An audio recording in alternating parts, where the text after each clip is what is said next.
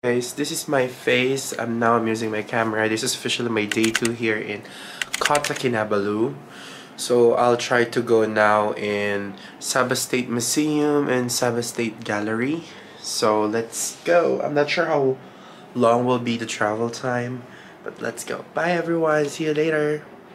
So now I'm here in the elevator. Nakakatuwa dito kapag nagta-travel. Mag-isa lang ako sa elevator. Wala akong kasabay. So hindi siya mahirap. This is my outfit. It's very polo, knitted polo. Then Crocs and pants. Gutom na ako. 24 hours ako dito. So where I'm going right now is I'm going to Sabah State Museum. Let's see if it is something really interesting. And right after that, I'll go sa Sabah State Gallery and then sa Tanjung Arung Beach. Punta ng beach. Because I'm a bitch. Charot. So, ayan. Simple lang atake natin ngayon. Ganyan lang, oh. Pants lang ulit.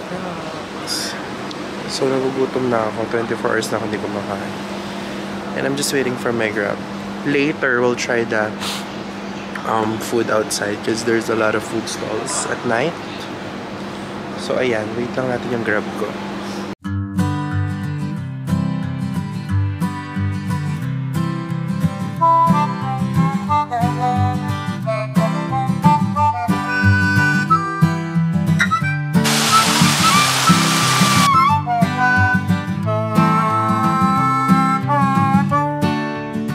This is the museum. I'm not sure where's the entrance. So I have to pay muna. This is the ticketing counter. I'm not sure how much. Oh, it's closed, so I cannot go there anymore. So what I'm going to do is they asked me to go to the Heritage Village. At least meron ako papuntahan. Close na yung museum. Ba't naman nagpo-close ang museum? So punta tayo dito sa Warisan Heritage Village. Ayan na. Puro walking na kayo. Ano, gusto ko muna mag-selfie. Mag-selfie muna. Wala pa akong picture ngayong araw.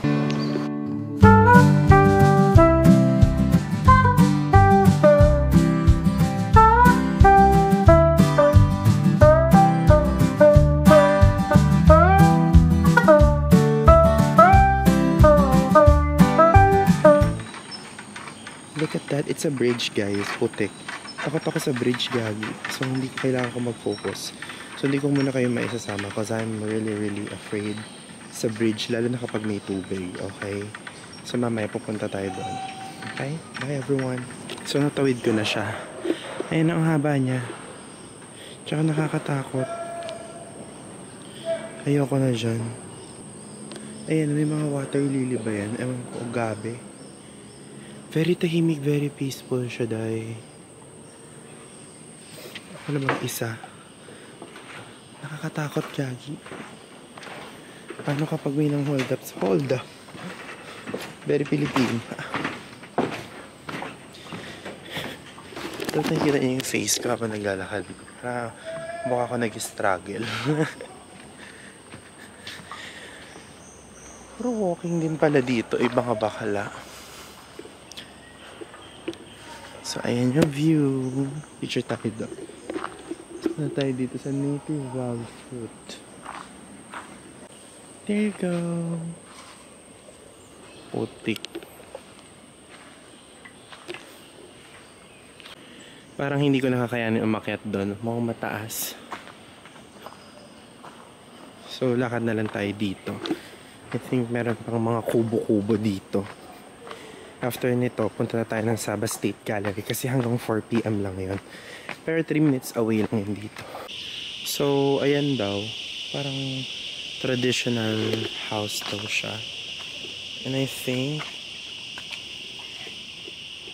ayan, traditional Iranon houses of Sabah. So, yung mga Iranon yung nakatira dyan. So, mostly, they are 20,000 and predominantly. Ganito yung mga bahay nila. Bakit kaya... Feeling ko sa dagat nakatayo yung bahay nila. Kaya parang meron siyang foundation sa ilalim. Ayaw pumasok sa loob kasi may tao. Charing.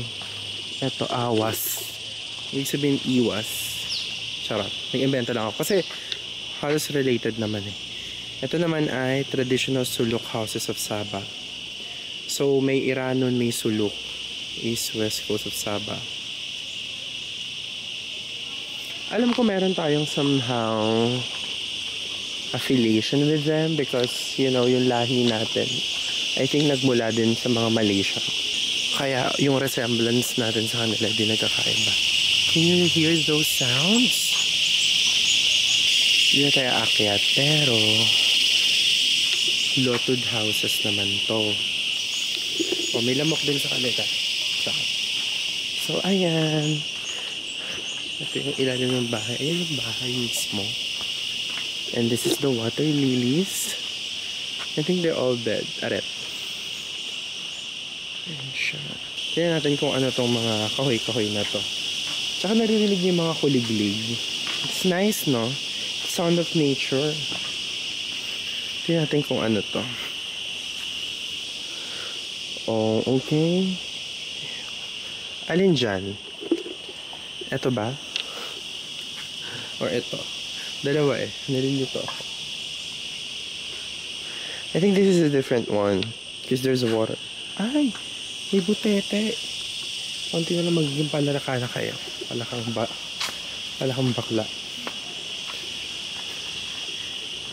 So, aquatic plot. Para nakakatakot dito sa aquatic plot. Baka masira.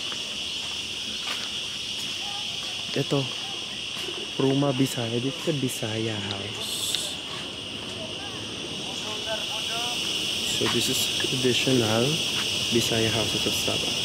So, I'm trying to exit na. Ay, grabe. Kita niyo na ako. I'm trying to exit. Because I have to go to another place. So, I asked the staff here if where's the other exit because I don't want to go on the bridge anymore. It's really tiring. So I really love this type of activity, even though sometimes it's really tiring because you have to go to different places, you have to go sa mga hagdan. But one good thing is you're learning as well. I love learning different culture. Grabe naman yung soft effect nito. Para nakaremini na ako. So I'm walking now. Grabe pa akyat, uphill, look. So I already arrived here at Sabah State Art Gallery. Sabah Art Gallery, ba't ako nalagyan ng state? So ito yung looks niya, mamaya ko papakitain sa baba. Just, medyo mapapasya pa. I'll enter inside and let's see what will happen. Parang dilim ng vision. Right inside. This is still, I think, the souvenir area. They're asking for 15 Malaysian ringgit, and it is somehow, I think, if I'll convert it into peso, 200 plus. Not bad, right? It's just like for the museum. So later we'll discover what are those places. Isa na ako nung souvenir nila kasi parang medyo mahal siya. Pag kinonvert mo sa peso. Of course, I still have to look into peso. Punta tayo ng gallery nila. Tingnan natin. Punta tayo. Buti na may elevator, di siya nakakapagod. There's not so much people in here and this is the gallery. Tingnan natin kung anong meron. Crayon and paper. Sobrang hilig ko sa mga ganito. Like, kung nakaka-board man siya sa iba, hindi ako naboboard kapag tumitingin ako ng mga painting. Because when I'm trying to look at the painting, I know that parang there's a story behind that painting, why they come up with the lines, with these colors. So I appreciate it.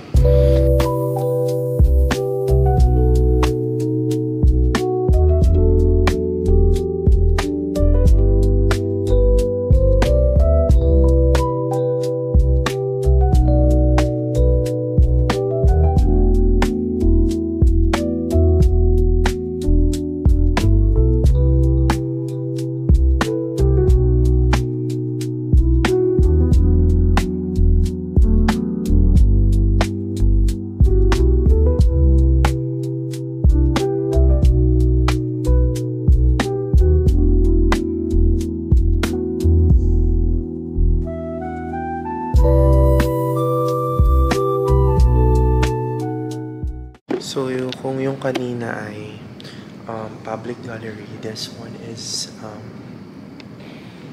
private one, I think. So they're selling as well some of other paintings. Gallery Yaman. So I think ito yung pinakamagaganda at mahal na painting dito. And then at the third floor, they're selling the painting, but it's not expensive. I think the cheapest one that I saw is 100 ringgit. So dito, I think si Apo Wang Od to. Charing, hindi pala siya si Apo Wang Od. Invento. Ayan siya. Nakalagay naman if for sale siya or hindi. For sale? Anong for sale? For sale. Ayan. 3,000. Imagine how much ito. 3,000 Malaysian ringgit. Magkano yun if you're going to convert into peso? Guys, it's 40k. Yan siya. Ano kung mag-board na yun? Pero appreciate this. Ganda nito. Oh, grabe. Ito 10,000. Pero ang ganda niya, oh. Hindi siya maintindihan. Nakatatsit sa Indonesia. Ito ang ganda din. This is 5,000. Wow. Pag naging maganda yung bahay ko, gusto ko ganito yung mga design, mga paintings, no? Ito, 3,500. Lalaki ha, buong yung mga painting nila dito. Dami niyan, gandun. So, isa-isahin natin siya mamaya. Mamaya hindi ko na kayo isasama ha. Nakakatuwa yung mga museum. I mean, nakakabusog ng mga mata. Makita yung mga ganong work of art. Diba? Parang ang hirap akong hindi makadrawing ng natural na tao. Kaya sobrang na-appreciate ko yung mga kahit pencil art, acrylic on canvas. Love it. I took a picture of those painting na gusto ko. Some others are really weird, but it's not really the design that spoke to me. It's the message of the painting. Ang cute. Ito yung buong itsura ng museum. Ayan siya. Oh, 'di ba? So, talagang malalaman mong art gallery siya kasi ang daming painting. And what I really like in this country, well, sa ibang bansa din naman, is even the translation or yung explanation ng mga painting nila are explained into their own language. So, walang options yung mga foreign but to translate it, no? Pero mas maganda sana kung meron din para mas inclusive, no? Pero wala tayong magagawa, sila may-ari nito. So, pupunta na tayo ngayong Tanjung Arong Beach. So, katatapos ko lang manggaling ng Sabah Art Gallery. Punta tayo ng beach. I hope na ma-enjoy ko pa yung beach. Ayaw maligo. Maybe let's see if it is something na pwede maligo and I can go back maybe some other days. But right now I'm not on the mood to swim. But let's see. I'll just like to enjoy yung sunset and then I'll just maybe read a book and write a journal sa doon sa beach. Let's see. Medyo naambon-ambon dito eh. So hindi ganun maalinsangan siya. So nasa Grab ako ngayon. Well, we'll just see each other later. Bye! See you! Tanjung Arong Beach. Few minutes away. There are stalls. It's really nice because I can maybe buy food there. Oh, there's a Boko juice. Oh. Ayan siya. Maganda naman siya. Let's see ano yung meron doon. I'm not in the mood. Not in the mood. Parang nakakatakot maligo sa dagat nila. Punta tayo sa mga food nila. So, malawak yung food stalls nila dito. Look. Ayan. As in, sobrang dami. Tingnan lang natin if mura siya oriental. Ito mukhang masarap corn. Let's try this.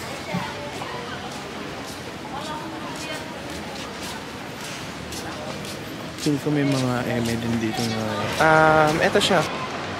Yan, ang ganda rin ng nature. Parang Boracay. Pero mas white lang yung sand. I think low tide ngayon. Nakalagay, beware of crocodile eme. Ito ata yung sinasabi ni Mia na Komodo dragon. Ayoko makakita nun dahil takot ako sa kung anumang uri ng gumagapang na bagay-bagay. Pero grabe, sobrang ganda dito guys. Sarap mag-walking dito. Nakakasama yung mga taong mahal mo. Aret. Sobrang landi. Huwag niyo akong tignan. Ito na lang tignan niyo. Sobrang ganda mga pare.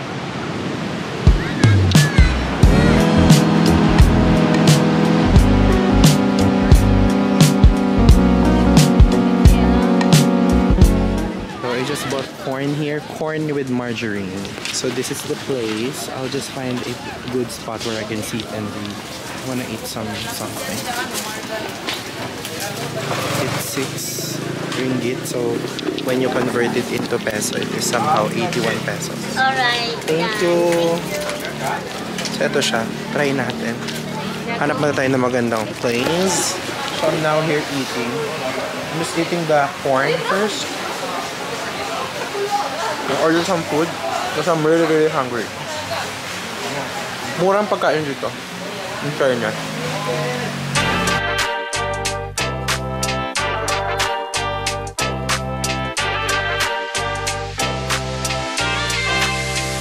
Because there's no vegetables that I ate today, so I need to find vegetables or food. And this is the place. So I will go home na. Medyo madilim na dito, as you can see. And I just finished writing my journal and reading some pages, but inaantok na ako. Hindi na ako makafocus sa pagbabasa, so I just wrote my feelings, my thoughts. I felt like when I'm trying to write in my journal, I am free. I have freedom on the things that I'm doing, or yung thoughts ko, malaya ko siyang nasasabi. Kasi there's no judgment, it's just you and the pen and paper. So I just had a Pepsi and unripe mango. It's 0, so no sugar. So that's the place, and I have to rent the table. It's 10 ringgit, so I can just sit here. But it's really worth it because, you know, it's just 3 ringgit, so 6 plus 10, 16, total of amounting of 200 plus, diba? Just to see this beautiful scenery. But look at that, the cloud is really heavy, so I have to go back. I still have to do other things. I'm officially day 3 here in Kota Kinabalu, and this is my outfit. And we're heading to Saba Mosque. So let's see. I'll just have to book a Grab. I'm here in elevator. So now we're heading at the mosque. I'm having a hard time earlier to look for the location because there's a lot of mosque here. So I'm now riding on a Grab.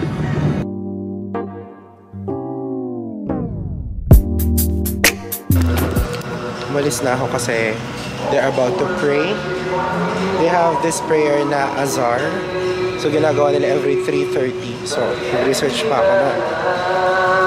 So I'm just trying to go in other place. I tried to go upstairs pero it seems like we're not allowed to go.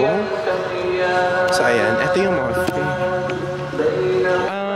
Yan siya. So what I really like about inside the mosque, it's very peaceful. Wala lang, para pag nasa loob ka, wala kang maririnig na ingay, sobrang lakas ng hangin. It's very peaceful. Parang gusto ko lang umupo eh.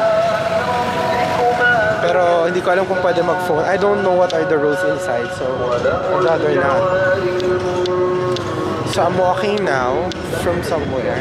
Kasi may nakita ko sa likod na parang mga establishment. Maybe we can visit them. Naambon na nga ngayon dito pero deadlock eh. Hindi naman ganun siya kalakas. So this is the place.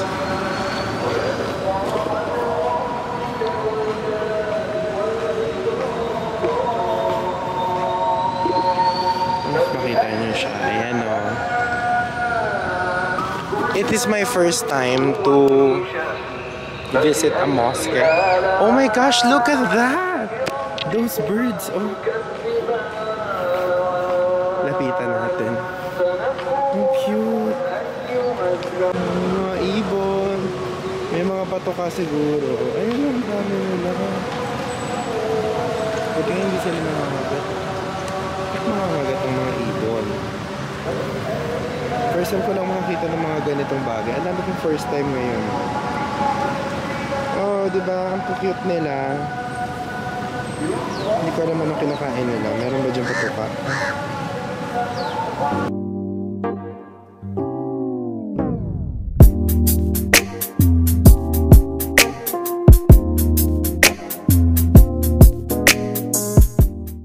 Pumunta ng mosque. And ngayon, nandito ako sa area kung saan dito ako dapat pupunta sa October Cafe. Pero pupunta pa rin naman ako. But, I'm trying to visit the nearby area. Madami siyang pwedeng puntahan. Ayun, may cafe din doon, The Nook. May October Coffee House. May Mexican restaurant, and then dito. Ito tayo sa The Art Attic. So we're entering the Art Attic. Oh, so this is a cafe, and this is an Art Attic as place.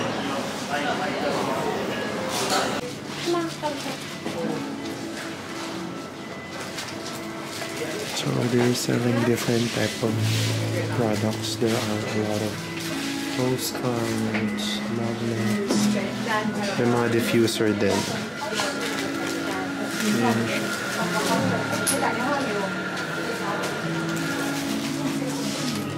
Finish visiting ito. Ito, pinuntahan ko. Dito naman tayo sa Ulu Boutique Souvenir Shop. Wala akong masyadong nakitang maganda. I mean, there are postcards and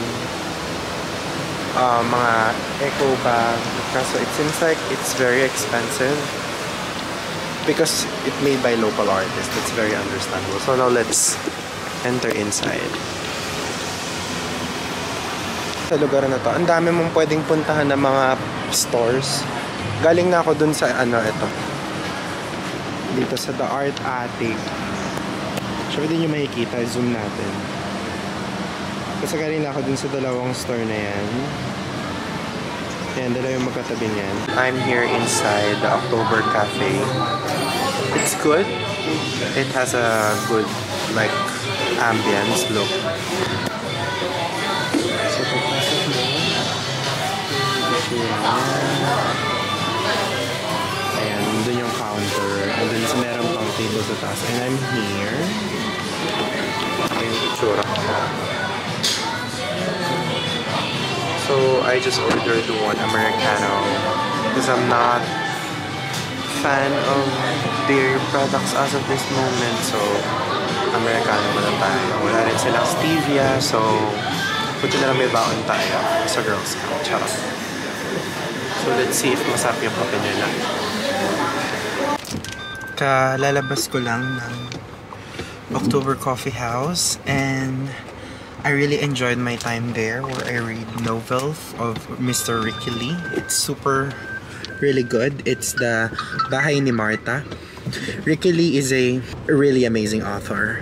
I really like his books, and at the same time I wrote my journal entry for today. It helped me so much to express my thoughts. I just started to do that I think just this week. And at the same time, I want to document this day. Today is August 20th. Am I right? Yeah. My friend King Renz Maurilio passed the licensure examination for medical technologist. So he's now a registered medical technologist. I was crying inside the coffee shop while looking at the result. We're waiting since, you know, I think 3 a.m. or 4 a.m. They just published the result, you know, 6:20. So I'm so happy because, you know, we've been together for almost a decade. I mean, a decade and I think 11 years since we were in our first year high school. And I saw him during his college journey, internship journey, and review journey.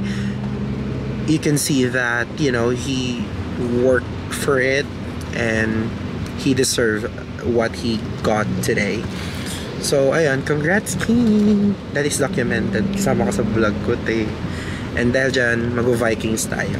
And now, I'm heading to Filipino market to have my meal because I'm not yet eating since yesterday. So, I'll be trying the Filipino market. So, it's one of the suggested place here in Kota Kinabalu. So, let's see if it is really good. So I'm now on the Grab, taking my ride going to the Filipino market. May KFC din pala dito. Kaso, try natin siya quite some time. Ayan lang. Bye everyone. I'll just gonna update you later if kumusta yung Filipino market dito. I'll gonna tour you. And as a VA, may mga side call tayo. Buti na lang the client rescheduled. It's a client for our agency, but they are scheduled. So I have to go on the side so I can wear my earphones and mobile phone to do the discovery call. But then they rescheduled. So right now, as you can see, this is the Filipino market. I'm going to enter inside and show you what are the things. Medyo naulan dito, so kailangan ko mag-ingat. So maraming benta sa loob. Ayan o. So medyo mura naman yung tinda nila.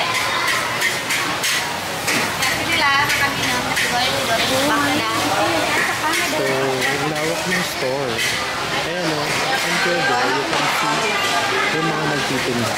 Medyo naulan lang ngayon, kaya ang hirap makapag-usap. I wanna look for something na may gulay, because I'm not eating gulay since last time. So, let's see. I think pwede magpaluto dito. So, come with me later. What are the things na ipapaluto ko? Shit, ang sarap ng seafood. Look, they're all fresh. Dami. Grabe, ikaw ang mananawa sa daming nagtitinda. Ikutin natin. Let's see kung ano pa yung mga tinda dito.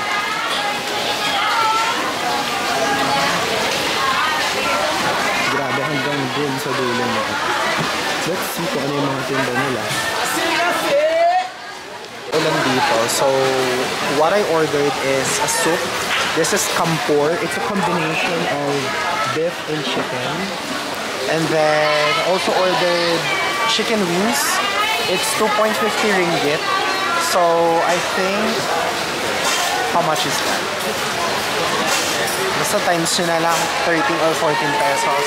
Ordered fish and squid and buko juice. So that's what I ordered. So in total, it's 41 ringgit, lahat-lahat. And not bad for one person, it's 552 pesos. But it is my meal for a day. 7 ringgit. Sorry? 7. What do you mean? 7 ringgit? Yes. Do I have to pay now? Kaya meron na kanta-konen. Alam niyo.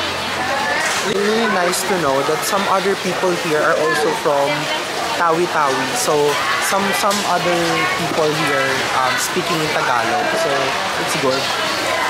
So I have here. Oh, thank you. This is not spicy, right? Not spicy. So I have here all of this for 40 something. I still have the chicken. So let's see.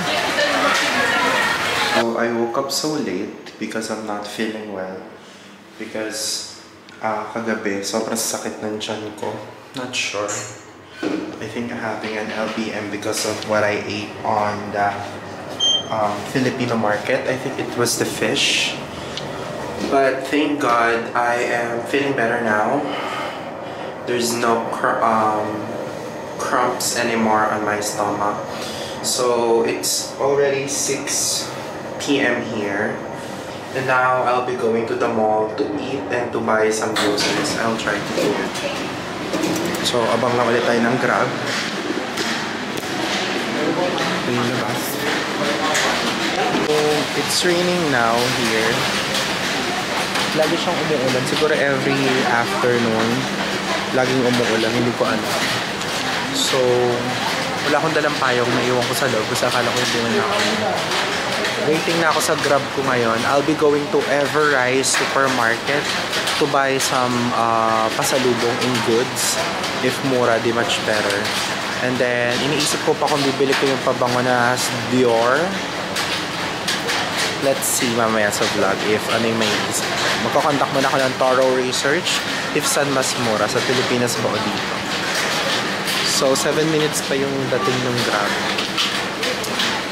So, wait na lang natin. Here's my outfit, by the way. I'm just, wearing polo. My pants. And of course, I'm always wearing Crocs. Because I don't want to wear shoes anymore when I'm traveling. It really hurts sa paa. So, see you guys. Bye-bye. So, I'm here at Tepanya because I'm having my first meal of the day. I already went to the Everrise grocery. I wasn't able to shoot video there because I think it is not allowed because it's a grocery store, right? There are some staffs here, there, and it's more of a data privacy, right? So I just bought, a box of goods here, but it's the box that's really big. But I think all of those things that I bought, I could really fit it on the luggage. Then I bought this one. It's cookies, but it's not actually a cookies. There's something inside, but I will not reveal ano yung nasa loob. Cookies lang yung lagyan. So I ordered grilled chicken here in Tepanya and prawn. So yeah, let's see. And I ordered iced lemon. So right after this one, I'll try to look for a cafe in here because I want to read and journal again. Or maybe I'll just get back home. I think that's the decision. Medyo nabibisit lang ako. Dun sa binilan ko ng cookies, wala silang cash. So sayang, diba? Dami ko pang cash dito. Kasi mga 300 pa to. And in a day naman, di ako nakakagastos ng 100. So possibly, papapalit ko pa to sa Pilipinas. Into peso. So yun lang. Or I'll be staying pa naman here until Saturday. So I still have tomorrow and Saturday. I'll be going pa tomorrow outside. So maybe I could still use the money.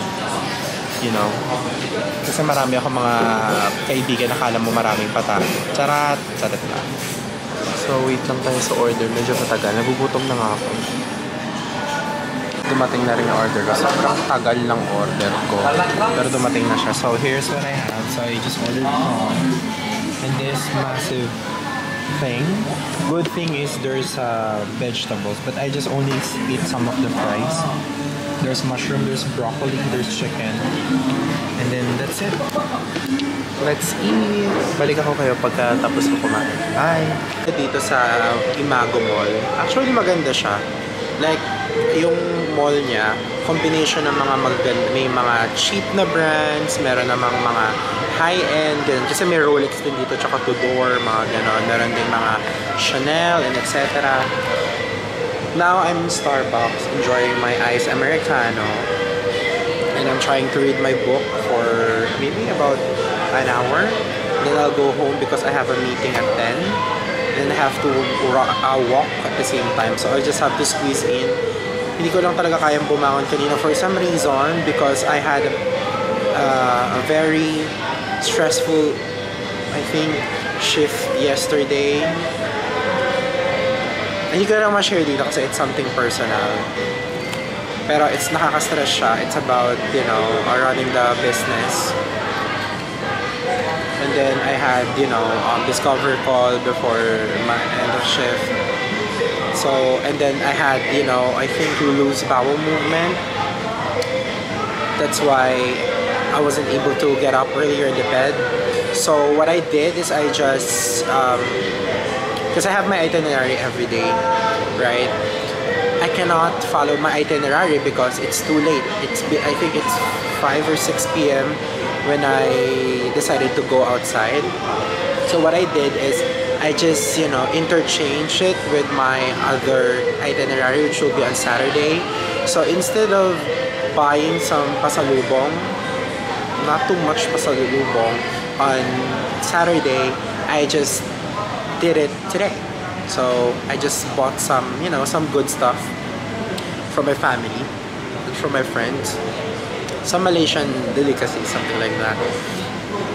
So maybe on Saturday I don't have problem anymore when it comes to pasalubong. So I can just, you know, enjoy the rest of the day, right? So that's what I did. So tomorrow I'll be going. So all itineraries will be moved, or like one day. So the things that I'll be doing supposed to be today will be moved tomorrow, and Friday will be moved on Saturday, something like that. Actually, share ko pa yun sa inyo. Well, let me just read my book. My time is ticking. By the way, this mall is just like 10 to 15 minutes away on my house. Sobrang ingay ko. Ang ingay ko dito. At thank God, meron silang stevia. Kasi yung problem ko dito, yung barista nung nakaraan, I think training pa lang sila. Hindi nila alam yung stevia or alternative sugar, something like that. But gladly meron sila ngayon. So, cheers everyone! Guys, ngayon pa lang ako lalabas. It's my day 5 here in Kota Kinabalu. I wasn't able to go yesterday outside because I'm not feeling well pagising ko. Then, sorry, sa elevator. Ayun, so what I just did yesterday is I just moved my itinerary, supposed to be on Saturday, just to buy a little bit of pasalubong. But yeah, I just moved my itinerary. So all the things I'm supposed to do on today will be moved tomorrow. Yeah. So I can just simply spend the rest of my stay here. So right now, I'm on the elevator. Oh my gosh, I think I forgot to put something. Limutan ko pindutin. Punta ako sa handicraft market. So let's see what's there. So this is my outfit. Polo from Guess, pants from Zara, and wala. Well, I'm just wearing Crocs. Parang lagi lang ako naka-Crocs dito. The weather here is not always as good. Because sometimes it's raining here, so it's not really good to travel. But right now, I think the weather is really good. As you can see, ayan yung weather natin today. Hindi ko nga alam kung ano yan.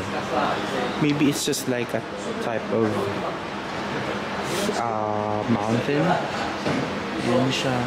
So kung kumain dito sa Brulon-Ero, hindi ko pa siya na-try. But yeah, let me just book a Grab so I can go on my place na pupuntahan. Hindi ko sure kung anong meron doon. Pero handicraft, so possibly mga local shops, I think. Kung kita nyo ako. So, I'm here now at the handicraft market.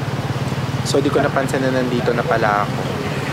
So, let's see anong meron. So, of course, parang mga handmade thing. Let's see if it's more cheaper in here. Para siyang palengke. Tingnan natin sa loob. Oh, we can enter inside.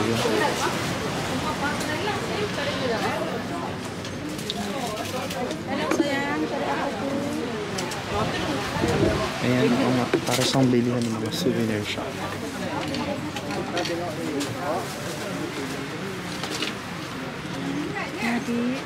So, maghahanap tayo. Magkanaw-kanaw na.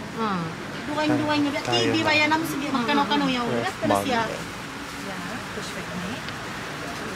How much is your ref, man? This one will give you 18 for one page. They got 6 or 4. How much the 4? Same price also. Medyo madami pa pala dito ang store. So, ikaw ang mananawa sa dami namin. Mga pwede mong bilhin.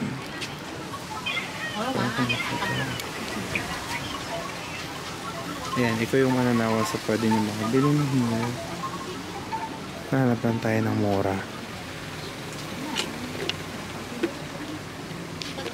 So, ayan. Si ate mabait siya. Marunong siya mag-Tagalog. So, she's selling different types of products. Meron siya mga ref magnets, keychains, bags. Ito yung mga bag niya. It's just like made from, you know, a textile. So, meron din siya dito. Ayan. Meron din siyang binibentang mga bracelets, I think. Yan. So, ano pangalan ng store mo? Saan siya mahanap? Filipino Market. Punta Ah. lang kayo dito Yes. and find me, Jasrina. I think when you wanna, if you want to book it on Grab, it's Handicraft Market. Tapos dito nila kayo ibababa. So, pasok lang kayo and find her store. We have a door B. Sorry? 71 shop. 71 shop. Yes. Okay, yun. 71 shop yung hanapin. Hanapin niyo lang si ate. O, di ba? Bongga. Thank Ang manggaling dun sa Handicraft Market. And I bought some bag. Andito ako ngayon sa isang parang kainan. Ayan siya. Hindi ko alam kung nanggaling na ba ako dito. I think so nanggaling na ako dito. It's just that hindi ko lang siya matandaan. Yeah, I think. Kasi gabi na nun. I wanna try something that's safe. So sometimes I'm having loose bowel movement if I am not eating the right food. Parang magbubukas pa lang sila. My gosh. So ayan siya. Malapit siya sa dagat. This is the Filipino market as well. Let's see sa labas if may iba pang restaurant.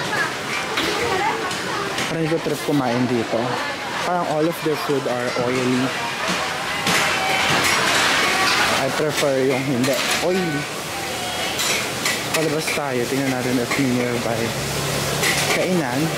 If wala, I'm thinking of going to the cafe. There's a Mexican restaurant out there that I can try. Kaling ko sa Handicraft Market. Nandito naman ako ngayon sa Gaya Street. So, they told me that it is the parang Chinatown ng Kota Kinabalu. So, I'm trying to look kung ano yung mga pwede nating puntahan. So, plainly, it's just like a area where you can see a lot of things. Let me show you. May restaurant din. Ayan siya. Try natin libutin namin. Pero ito yung drinks. So may 7-Eleven din sila. Tignan natin yung 7-Eleven. Ayun yung 7-Eleven nila. Para wala naman pinagkaiba. Tingnan natin saan tayo makakakain. Bye everyone, see you later. Gaya Street, and it's very tiring. So what I'm going to do is I'm going to select food in here. I cannot understand their menu, so I have to look in here. So here you go. Just like a Chinese restaurant. I'm just trying to order first. I just ordered this one, Hainanese chicken, pork, veggie, and wonton soup. So let's try them one by one. So this is the actual store. I mean, the price is pretty cheap in fairness. I mean, hindi siya mura sa Pilipinas, pero dito mura na siya compare sa ibang store. Kasi it's variety of, you know, options or food. So let's see if masarap.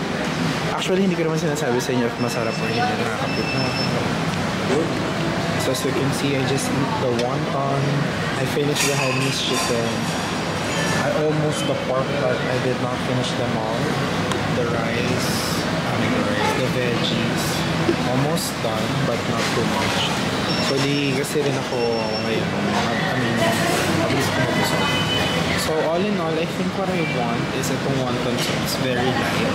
And also want the Hainanese chicken. The only problem with the Hainanese chicken is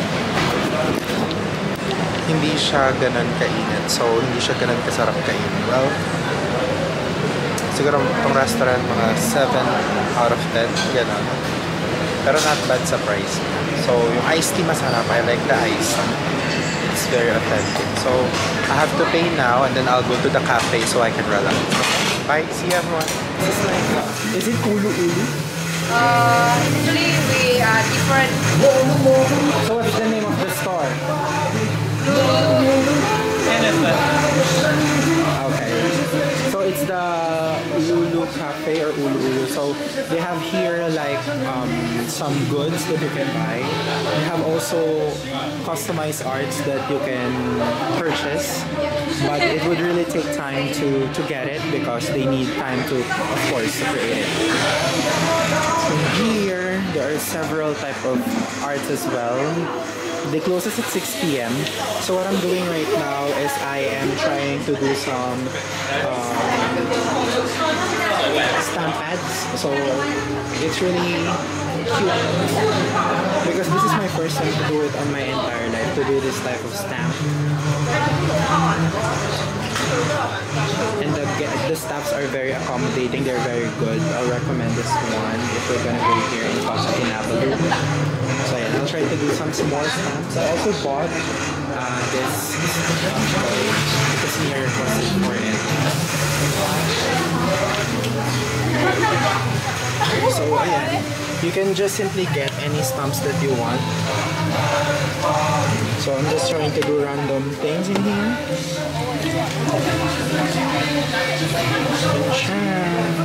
Hey guys, I'm already here in October Cafe. So I tried to go to the Nook Cafe but they will close at 6 p.m. So I have no choice but to go here. But ano naman, no regrets. It's really good in here in October Cafe. They serve a good coffee. They have a good ambience as well, if you can see, as you can see. And it's very, you know, relaxing at the same time. And then there's an option that you can go at the top. So yeah, I'll do my me time. And later, I'll need to go home maybe 8. Something like that. Alright, see you later. Bye everyone.